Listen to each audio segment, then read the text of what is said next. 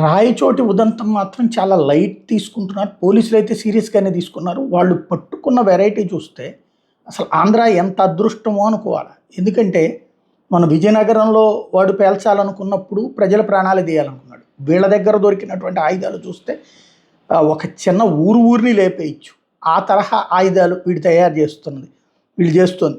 స్వాధీనం చేసుకున్నటువంటి వస్తువులు వచ్చేటప్పుడు ఫ్యూయల్ ఆయిల్‌తో కలిపిన అమ్మోనియం నైట్రేట్, ఇంప్రవైజ్డ్ ఎక్స్‌ప్లోజివ్. దీన్ని స్లర్రీ ఎక్స్ప్లోజివ్ అంటారు. నైట్లో గ్రెజరిన్ టీఎన్టీ అయి ఉండొచ్చండి. పీఈటీఎంతో నిండి ఉండే బాంబు 20 కేజీల సూట్ కేసులో మరొక సూట్ కేసు ఐఈడీ అయి ఉండొచ్చండి. ఒక బాక్స్ ఐఈడీ అయి ఉండొచ్చండి.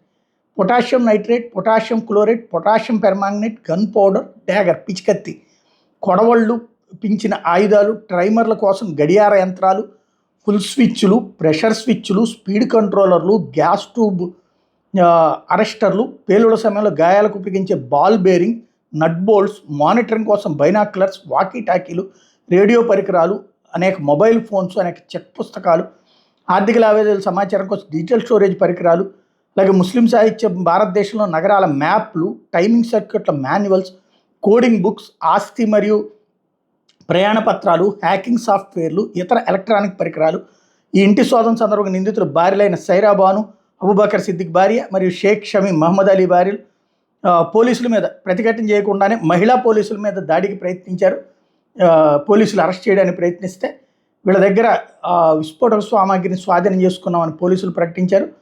మెయిన్ కాన్సెప్ట్ ఏంటంటే వీళ్ళకి సంబంధం ఉందా లేదా భార్యలకి అనేది పక్కన పెడితే అన్ని ఇంట్లో ఉంటే తెలియకుండా ఉంటుందా అన్నది ఒక ప్రశ్న. రెండవది, అసలు వీటితో దేశంలో ఏకంగా మ్యాప్లు, రైల్వే మ్యాప్లు అంటే దేశానికి ఎంత పెద్ద ప్రమాదం తప్పినట్టు, రాష్ట్రానికి ఎంత పెద్ద ప్రమాదం తప్పినట్టు.